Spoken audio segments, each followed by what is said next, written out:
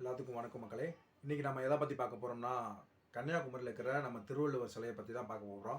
எதுக்கு திருவள்ளுவர் சிலையை பற்றி இப்போ பார்க்க போகிறோம்னா, திருவள்ளுவர் சிலை வந்து வெள்ளி விழா கொண்டாடிடுச்சு. அந்த திருவள்ளுவர் கன்னியாகுமரி கடல் நடுவில் இருக்கிற திருவள்ளுவர் சிலை வந்து வெள்ளி விழா கொண்டாடப்பட்டது சமீபத்தில். பார்த்தீங்கன்னா அந்த திருவள்ளுவர் சிலை வந்து எப்போ தொடங்கினாங்க, எப்படி அதுக்காக மெனக்கட்டாங்க அந்த திருவள்ளுவர் சிலையை செதுக்கிறதுக்கு. ஸோ அதை பற்றி அதை வரலாறு தான் நம்ம இன்றைக்கி பார்க்க போகிறோம். கன்னியாகுமரியில் கடல் நடுவே கடல் மட்டத்திலிருந்து 30 அடி உயரத்தில் இருக்கிற ஒரு பாறை மேலே தான் இந்த சிலை அமைச்சிருக்காங்க. இதோட மொத்த உயரம் வந்து 133 அடி. 133 அதிகாரங்கள் இருக்கனால 133 அடி. இந்த சிலையை சுற்றியும் கீழே வந்து திருக்குறள்கள் வந்து பொறிக்கப்பட்டிருக்கு. அதே போல் இது எப்படி ஸ்டார்ட் பண்ணாங்க அப்படின்னா, அது பக்கத்துலேயே விவேகானந்தர் மண்டபம் இருக்குது. இந்த விவேகானந்தர் மண்டபத்தை வந்து ஏக்நாத் நாண்டே என்றவர் வந்து தொடங்கி வைக்க போகிறார். இப்போ இங்கே திருவள்ளுவர் சிலை வைக்கலாம் அப்படின்னு சொல்லிட்டு ஒரு திட்டத்தை சொல்லி அப்போ இருந்த முதல்வர் கருணாநிதிட்ட தெரிவிக்கிறாரு. அவரும் அதுக்கு ஓகேன்னு சொல்லிட்டு 1975 அதுக்கு ஒரு திட்டம் திட்டுறாங்க. இது இந்த மாதிரி சிலை அமைக்கலாம், இவ்வளோ அடி உயரத்தில் அமைக்கலாம்னு சொல்கிறாங்க. அது 75 திட்டம் திட்டுறாங்க. 1979 வந்து அப்போதைய ஆளுநர் வந்து பிரபுதாஸ் பட்வாரி, மொரார்ஜி தேசாய், பிரதமர் மொரார்ஜி தேசாய் ப்ளஸ் எம்ஜிஆர், அப்போ இருக்கிற முதல்வர் எம்ஜிஆர் போய் அதுக்கு வந்து அந்த இதை போய் பூஜை போட்டு ஆரம்பிக்கிறாங்க. அதுக்கடுத்து என்னன்னா 1990 91க்கு அதுக்கு நிதி ஒதுக்குறாங்க. அந்த ஆண்டு வந்து நிதி ஒதுக்குறாங்க திருவள்ளுவர் சிலைக்கு.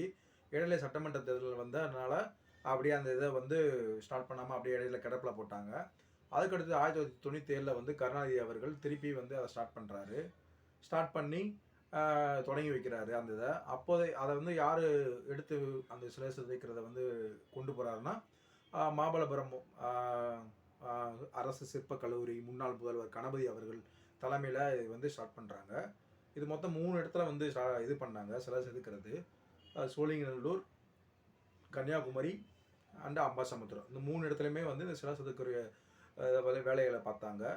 கிட்டத்தட்ட ஒரு 160 பேத்துக்கு மேலே வந்து, அதாவது இதில் வந்து ஒரு 16 மணி நேரம் வேலை பார்த்தாங்க எல்லாருமே.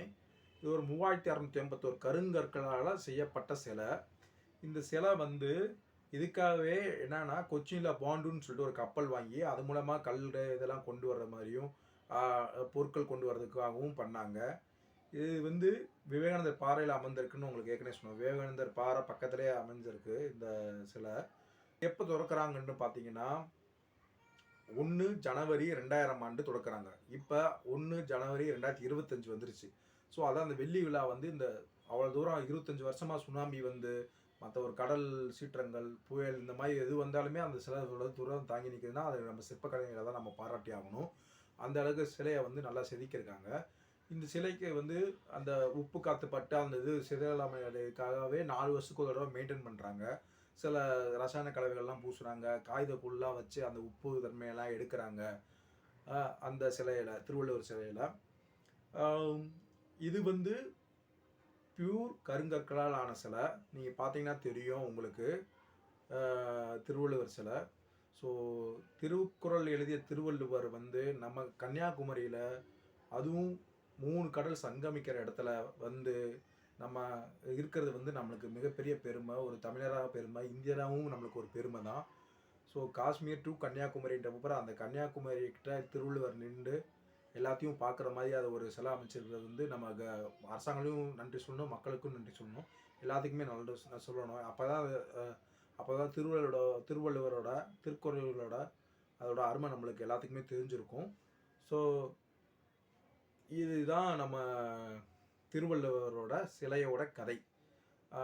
இதே மாதிரி சில பிரபலங்களை பற்றியோ, சில சிலைகளை பற்றியோ, இல்லை சில ஊர்களை பற்றியோ தெரிஞ்சுக்கிறதுக்கு நம்ம வர்ற வீடியோஸில் பார்ப்போம். நம்ம சேனல் பிடிச்சிருந்துச்சுன்னா லைக் பண்ணுங்கள், ஷேர் பண்ணுங்கள், மறக்காமல் சப்ஸ்கிரைப் பண்ணிடுங்க. பாய், see you.